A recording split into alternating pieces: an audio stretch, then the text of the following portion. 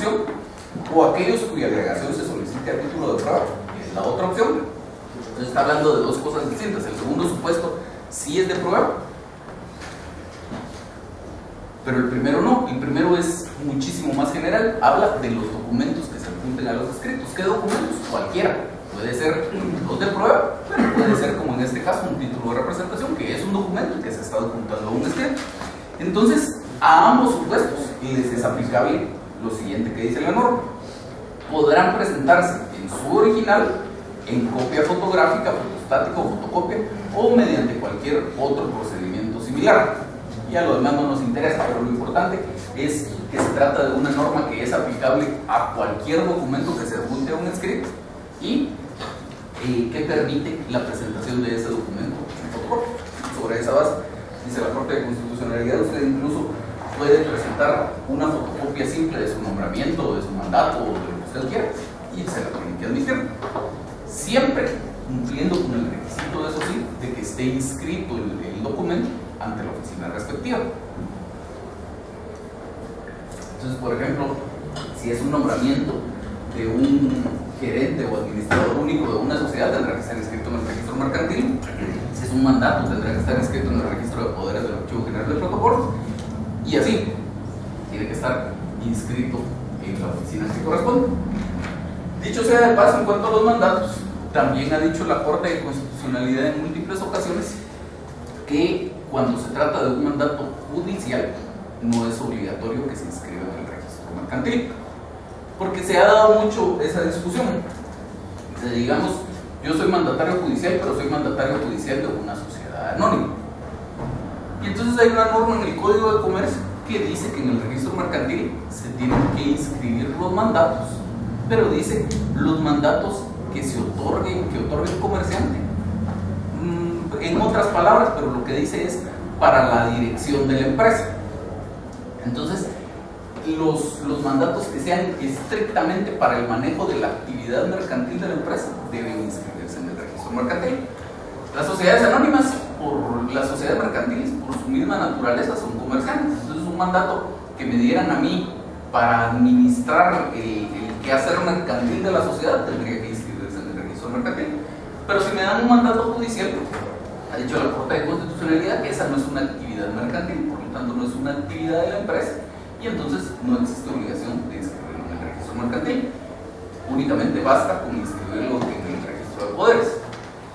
Ojo, no existe obligación, no quiere decir que no se pueda hacer, sí se puede, y de hecho la recomendación es, si ustedes pueden, tienen el tiempo, siempre inscriban su mandato, aunque sea judicial, y siempre que se trate de una persona jurídica mercantil, inscríbalo tanto en el registro de poderes como en el registro mercantil. Pero si ya están en la situación de que tienen que presentar la demanda mañana y llevan un mandato judicial que únicamente esté inscrito en el registro de poderes, preséntenla así y ya saben cuál es la solución ahí.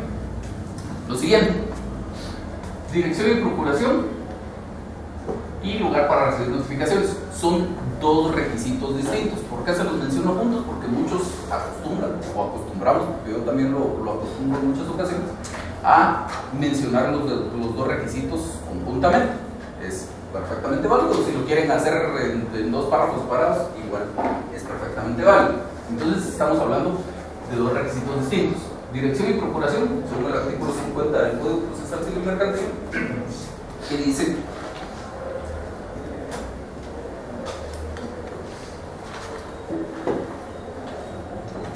las partes deberán comparecer auxiliadas por abogado colegiado. No será necesario el auxilio de abogado en los asuntos de ínfima cuantía, y cuando la población donde tenga su asiento el tribunal estén radicados menos de 4 abogados hábiles.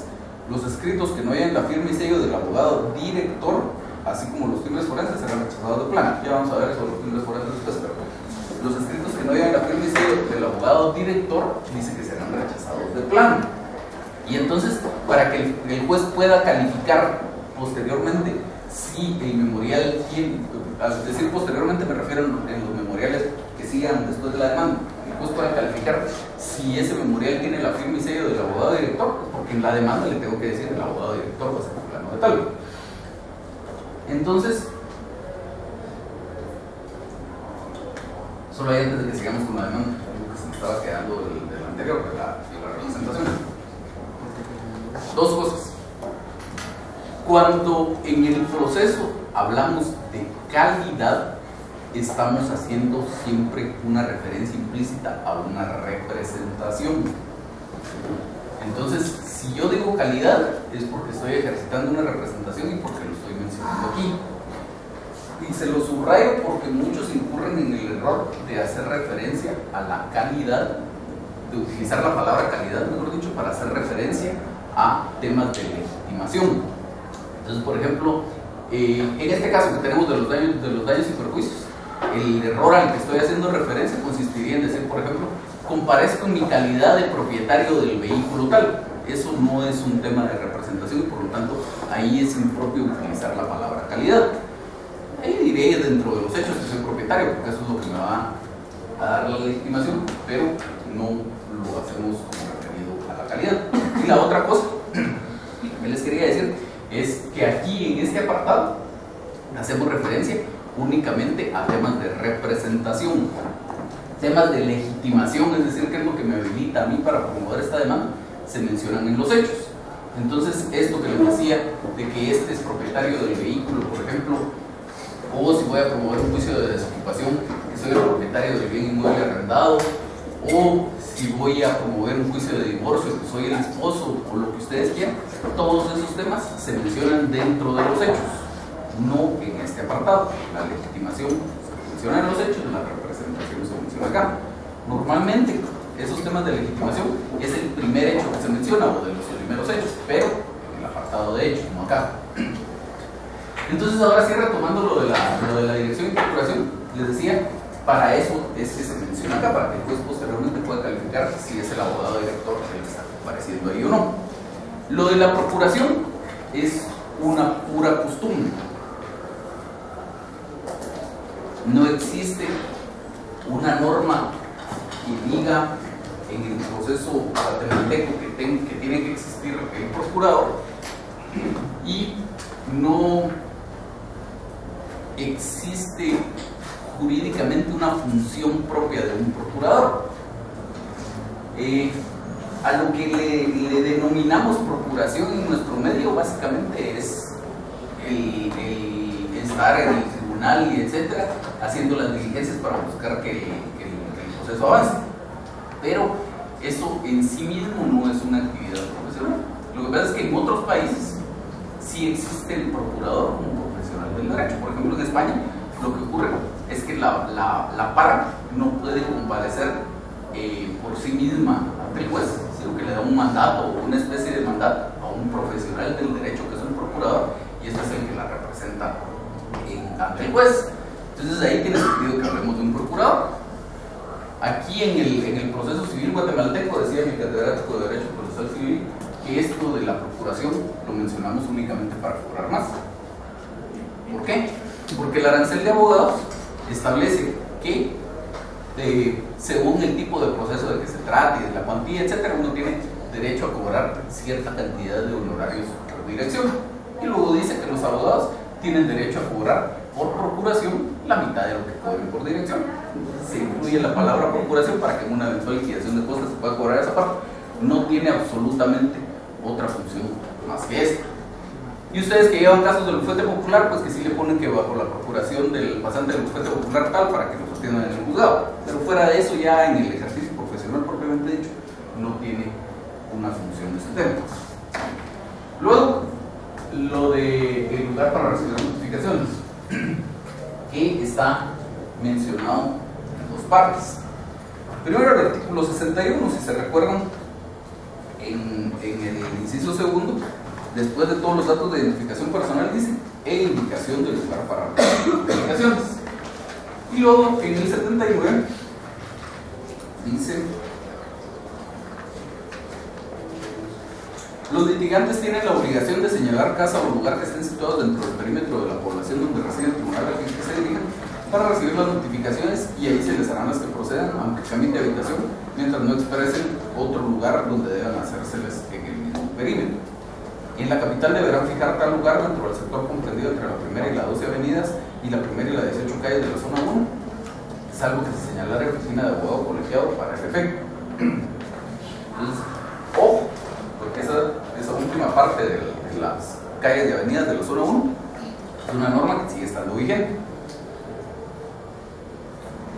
En estos tiempos ya parecería no tener mucho sentido, pero sigue estando vigente. Y el problema se suscita porque muchos abogados ya no tienen su oficina en la zona 1. Y entonces ahí hay que tener siempre cuidado de si yo tengo mi oficina en la zona 10 o en la zona 9 o en la zona 4 o en la zona que ustedes quieran, indicar siempre que ese lugar que estoy señalando para recibir notificaciones es oficina de abogado colegiado. Porque de lo contrario, yo ya vi por lo menos un caso en el que se promovió una excepción previa de demanda defectuosa, diciendo que no se había cumplido con este requisito legal porque se señaló un lugar para recibir notificaciones, que era en la zona 10, y simplemente en la demanda se decía, señalo como lugar para recibir notificaciones X dirección de la zona 10, y se acabó. Resulta que en ese caso, el lugar este que se estaba señalando sí era la oficina de un abogado colegiado, y entonces finalmente presentaron una constancia del colegio de abogados donde se decía cuál era la dirección que tenía registrada este abogado como la de su bufete profesional, que era precisamente la que se había señalado en el proceso, y se acabó. Con eso declararon sin lugar la excepción previa de demanda defectuosa, pero después de un par de años de haber discutido la excepción y luego la apelación y luego lo que ustedes quieran. Entonces, para evitarse ese tipo de problemas, siempre indiquen algo como comparezco bajo la dirección y procuración del abogado fulano de tal y señalo como lugar para recibir notificaciones su oficina profesional ubicada en su dirección. Ya con eso no tenemos ese problema.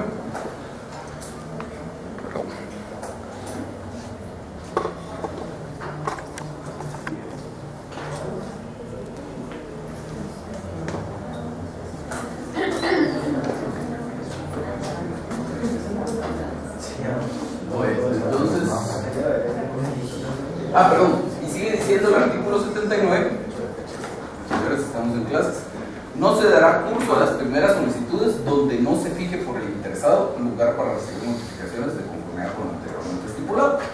Entonces, aunque hay un par de normas generales que establecen que el juez debe rechazar las demandas cuando no cumplan con estos requisitos legales, aquí lo remarca: si incumple con este requisito de señalar el lugar para recibir notificaciones y que sea en esa forma que dice la ley, entonces no se le va a dar curso a su solicitud. Lo siguiente es una indicación de